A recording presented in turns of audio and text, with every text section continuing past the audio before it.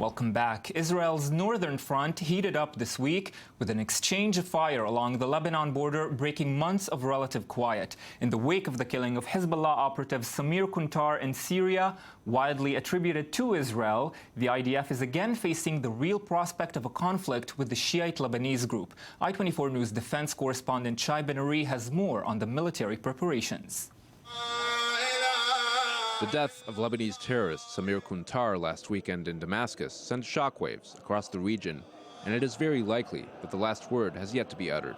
Hezbollah, the militant Shiite Lebanese group which Kuntar had joined following his release from an Israeli prison 7 years ago, made strong statements in the aftermath. We, Hezbollah, categorically, firmly and beyond doubt hold the Zionist enemy responsible for the assassination of the brother, martyr and leader Samir Kuntar. Revenge has been promised. We reserve the right to respond to this assassination at the time and place of our choosing. Those of us in Hezbollah will exercise that right. But Hezbollah faces a delicate and dangerous dilemma. It is heavily mired in the ongoing Syrian civil war, where it is fighting alongside the regime of Bashar al-Assad. In quieter times, the killing of Kuntar may have triggered a new major regional conflict, but few believe Hezbollah wishes to escalate the situation for now. Still, some kind of more limited response remains likely. That is why Israeli authorities have ordered farmers to keep a distance from the Lebanese border this week. It is also why the Israeli army is on high alert.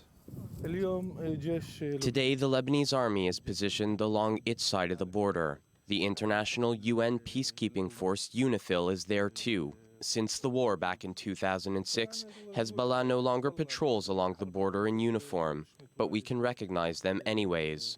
We know exactly where their positions and bases are. That conflict in 2006, which ended in something of a stalemate, is remembered as a traumatic one in Israel. Since then, Hezbollah has evolved. It is now more similar to a standard ground army, with battalions, divisions, and advanced weaponry, whereas in the past it used to rely on guerrilla tactics to strike Israel. The types of threats have changed in recent years.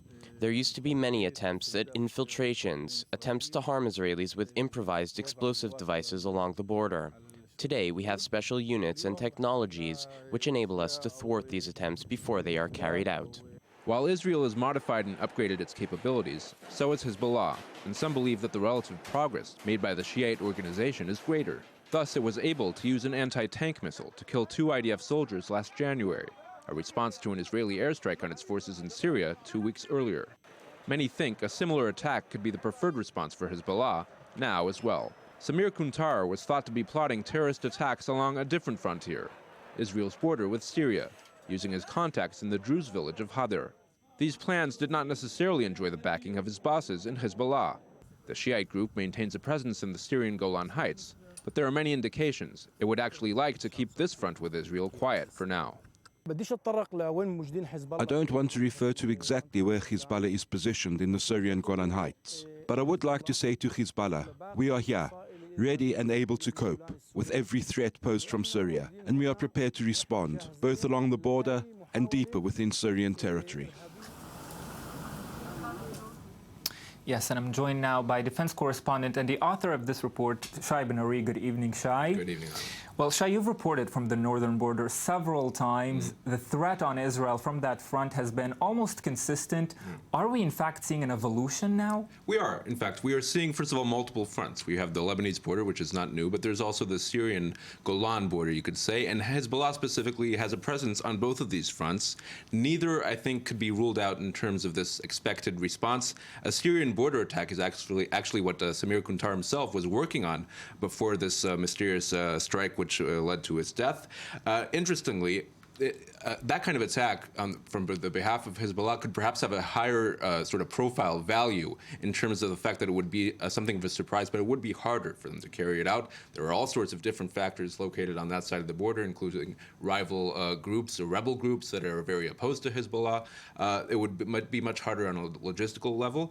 Interestingly, before the attack, Samir Kuntar was, of course, planning attacks on this border, and actually Hezbollah were trying to discourage him from carrying that out. They were interested, at least at that stage, in quiet on both fronts, really. So that's very interesting that now, of course, they find themselves in a tactical sort of position where they are expected to respond. They've already committed to a response. And Shai, what are some of the actions that the IDF is taking now, both to ensure that the confrontation with Hezbollah doesn't evolve and to keep Israeli citizens in the north safe? Right. First of all, farmers have been told to get back from the border and not drive along these roads. Many roads do pass within a visual sight of the fence, and it is basically many Israeli citizens have access to those areas. They're being told to keep away. Of course, the Israeli soldiers are kept on high alert. The assumption, first of all, of the Israeli security services is that Hezbollah is not interested in an overall major escalation, that it would like to get away with some sort of minor response. There is a lot of tension on the border. You could call it almost suspenseful.